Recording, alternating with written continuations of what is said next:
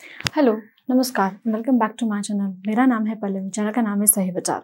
अगर अभी तक आपने चैनल को सब्सक्राइब नहीं किया है तो प्लीज़ सब्सक्राइब कीजिए ताकि जो भी इंग्लिश पे वीडियोस में बनाए हैं वो भी आपको मिलेंगे और घर बैठे बैठे आप इंग्लिश सीख सकोगे। अलॉन्ग विद दैट आप पर्सनल डेवलपमेंट भी कर सकते हैं, जिसके लिए भी वीडियोज़ मैंने बनाए हैं। आज का जो वीडियो है ये बहुत इंटरेस्टिंग टॉपिक पे है, विच इज़ बेसिकली पॉस्चर मतलब मुद्रा। सो जब भी आप किसी से बात करने के लिए खड़े होते हो या बैठ जाते हो या फिर किसी से भी चलते चलते आप किसी से बात कर रहे हो तो किस तरह से बात करनी चाहिए, उसके लिए आपकी बॉडी लैंग्वेज कैसी होनी चाहिए। बिकॉज बहुत बार कैसा होता है ना कि आपकी बॉडी लैंग्वेज मतलब आपकी जो शरीर भाषा है वो गलत हो जाती है, तो सामने वाला शायद उतना इंटरेस्टेड नहीं होगा आपसे बात करने में जितना वो पहले था। So there are some certain points जिस पे आपको ध्यान देना है ताकि आपका बॉडी पोस्चर बहुत अच्छे से रहे और लोग आपसे बात करें, आपको देख के इम्प्रेस हो जाए। इसीलिए मैंने कुछ आज के लिए टिप्स रखे हैं। So let's get started. सबसे पहले, आपकी हाइट कम है या ज़्यादा है ये मैटर नहीं करती है। जो मैटर करता है वो है कि आपकी पीठ बहुत स्ट्रेट होनी चाहिए, उसमें किसी भी प्रकार का आकार नहीं होना चाहिए। So you have to stand straight and look into the person's eye. सामने वाले की आंखों में आंखें डाल के देखना है और सीधे खड़े रहना है। हो सकता है कि आपकी हाइट कम हो, सामने वाले की हाइट ज़्यादा हो या वाइस वर्सा हो, उससे कोई फ़र्क नहीं पड़ता है। आपको सिर्फ इतना सोचना है और इतना देखना है कि मैं सीधा खड़ा हूँ, इसमें कोई चेंज नहीं होगा। क्योंकि जब आप सीधे खड़े रहते हैं तो आप में एक आत्मविश्वास आ जाता है, कॉन्फिडेंस आ जाता है, जिसकी वजह से सामने वाले से आप अच्छे तरीके से बात कर सकते हो। दूसरा, जब भी आप डेस्क पे बैठते हो तो कभी भी अपने जो कोने हैं, एल्बोज है, वो आपके टेबल पे नहीं होने चाहिए। You can keep it down on your lap.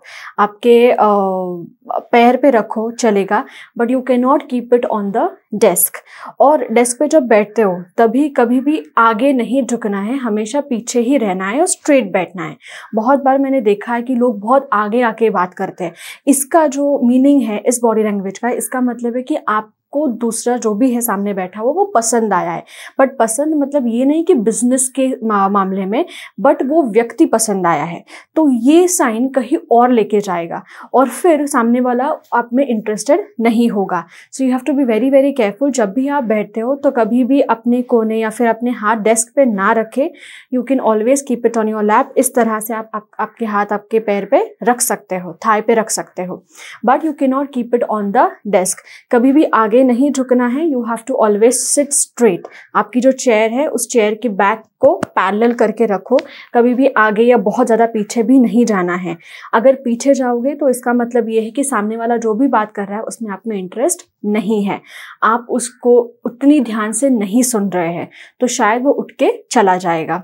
Straight बैठना है और आंखों में आंखें डाल के ही बात करनी है। Eye contact is very very important. अगला जो पॉइंट है वो आज के ज़माने में बहुत ज़्यादा इंपॉर्टेंट है। आप जब भी किसी से व्हाट्सएप पे बात करते हो, टेक्सटिंग करते हो, तो हमेशा आपकी जो नेक है वो मुड़ी हुई रहती है। बट इससे आपको स्पाइन में मतलब आपके पीठ में बहुत ज़्यादा तकलीफ हो सकती है। सो बेटर अगर आप बैठे हो तो you can always keep your elbows on the desk या फिर अपने थाई पे रखो और फिर सामने मोबाइल रखो ताकि सामने से आप उनसे बात कर सको। Don't keep it down. अगर नीचे रखोगे तो ऑटोमेटिकली आपके नेक पे भी एक बेंड आता है और जिसकी वजह से आपको नेक की तकलीफें बढ़ सकती हैं।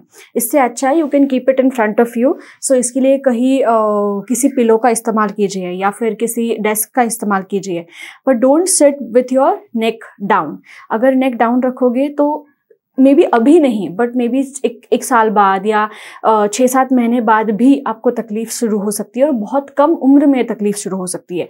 और अगर अभी तकलीफ हुई तो जब आप बूढ़े हो जाओगे तो उसकी तकलीफ 2 गुना 3 गुना बढ़ जाती है। So you have to be very very careful. जब भी टेक्स्ट करते हो किसी से व्हाट्सएप पे बात कर रहे हो या फिर मैसेंजर पे बात कर रहे हो, तो मेक श्योर कि मोबाइल आपके सामने है, ना कि आपके झुका हुआ है। अगर मोबाइल झुकाओगे तो आप भी झुक जाओगे, but which is wrong.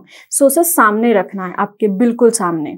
Next is, जब भी आप टू व्हीलर चलाते हो, गाड़ी चलाते हो, तो मैंने बहुत बार देखा है कि लोग आगे या बहुत ज़्यादा पीछे झुक जाते हैं। वैसे भी नहीं करना है। गाड़ी पे बैठने के बाद भी you have to sit straight. इसके 2 रीजंस है। एक तो आप टू व्हीलर पे होते हो तो स्पाइन पे वैसे भी बहुत स्ट्रेस आता है, मतलब आपकी पीठ पे बहुत ज़्यादा स्ट्रेस आता है। तो अगर आप इसमें अगर आगे या बहुत ज़्यादा पीछे जाओगे तब भी उस पर स्ट्रेस आने वाला है। और जितना ज़्यादा राइडिंग करोगे, जितने ज़्यादा किलोमीटर्स आप गाड़ी चलाओगे, उतना ज़्यादा आपके स्पाइन पे ऑब्वियसली बहुत ज़्यादा स्ट्रेन आता है। तो बेटर ऑप्शन यही है कि सीधे बैठो, ना कि झुके हुए आगे या पीछे। सीधे बैठना है और अवॉइड जो गड्ढे हैं उसे अवॉइड कीजिए ताकि ज़्यादा आपके नेक पे स्ट्रेन ना आए। ऑल्सो स्ट्रेट बैठना बहुत ज़रूरी है। हाँ, बहुत लोगों को मैंने देखा है कि वो पीठ पे ऐसे आकार बना के बैठते हैं, विच इज़ रॉन्ग। इससे आप ही के पीठ को बहुत ज़्यादा तकलीफ होती है। Instead of that you can always sit straight. सीधे बैठो, कीप योर टॉर्सो, मतलब ऊपर की जो बॉडी है वो स्ट्रेट रखो and then drive your vehicle. Because इससे 2 चीज़ें होंगी। एक तो आपको अच्छे से राइड करना आएगा, दूसरा आपके स्पाइन पे कोई स्ट्रेन भी नहीं आएगा।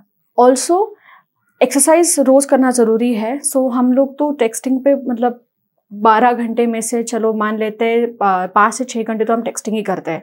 तो टेक्सटिंग की वजह से स्पाइन पे बहुत ज़्यादा स्ट्रेन आता है। राइडिंग करते हैं तो लेग्स, फिर आपकी पीठ, कमर, इसमें बहुत ज़्यादा स्ट्रेन आता है। तो इसके लिए एक्सरसाइज करनी चाहिए, बिकॉज एक्सरसाइज से वो बहुत मजबूत होंगे।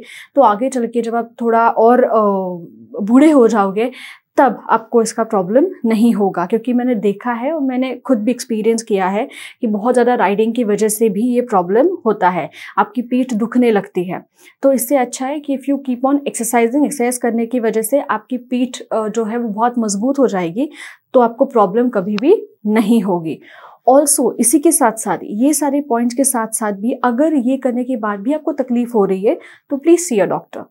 डॉक्टर के पास जाओ, उनको बोलो कि ऐसा ऐसा है, मैंने ये करके देखा है, फिर भी मेरी पीठ में प्रॉब्लम है या मेरी पीठ दुखती है या जो भी है आपका प्रॉब्लम, वो जाके डिस्कस करो ताकि वो भी आपको सोल्यूशन दे पाए। बट प्रॉब्लम समझना ज़रूरी है। उसके लिए ये जो पहले 9-10 ऑप्शंस है वो करके देखो अच्छे से, एंड फिर भी अगर आपको प्रॉब्लम होता है then go to the doctor. तो हो सकता है कि पहले आपने जो किया था उसका इफ़ेक्ट है। तो हो सकता है कि पहले आप टेक्सटिंग इस तरह से करते थे और अब इस तरह से करते हैं, तो हो सकता है कि उसका प्रॉब्लम भी हो जाए। Better C a doctor and they can help you out, but don't keep it ऐसे ही कि हाँ कुछ नहीं होता, चलता है। ऐसा अगर करोगे तो हो सकता है कि वो प्रॉब्लम बढ़ जाए एंड आगे चल के आपको प्रॉब्लम हो। So these are like few things which you need to remember posture के लिए। और पोस्चर स्ट्रेट ही रहना चाहिए, खुद को कॉन्फिडेंटली ही बताना चाहिए, क्योंकि कॉन्फिडेंस किसी से मांग के नहीं मिलता है। कॉन्फिडेंस को आपको खुद बढ़ाना पड़ता है। इसके लिए अपने आप पे यकीन करना बहुत ज़रूरी है। और जब यकीन करोगे तो बॉडी लैंग्वेज भी उसी तरह से बात करेगी। अगर सामने कोई भी हो, अगर आपको लगता है कि ये मेरा बॉस है, इससे मैं कैसे जाके बात करूँ, डजंट मैटर, बात करके तो देखो। पर बात करते वक्त अगर आपका पॉस्चर ही सही नहीं है, पॉस्चर में दिख रहा है कि आप बहुत घबराए हुए हैं, बहुत नर्वस है, तो शायद बॉस हाँ कहने वाला था पर आपकी घबराहट देख के ना कह दे, तो आपका ही लॉस है। इससे बेटर है कि कॉन्फिडेंटली जाओ, कॉन्फिडेंटली बात करो, आत्मविश्वास से बात करो, और जो भी कहना है वो कहो। बट जब आप बोलते हो तो आपके वर्ड्स और आपका बॉडी लैंग्वेज भी मैच करना चाहिए। So that's it about posture. Posture straight रखना बहुत ज़रूरी है, पीठ स्ट्रेट रखनी बहुत ज़रूरी है, बिकॉज स्पाइनल कॉर्ड्स का प्रॉब्लम बहुत ज़्यादा होता है और फिर it's a very difficult task. So it's better कि आप पहले से ही कोई प्रिकॉशंस लो, पहले से ही ये पोस्चर ठीक रखो, तो आगे चल के आपको प्रॉब्लम नहीं होगा। मिलते हैं अगले वीडियो में। Till then thank you.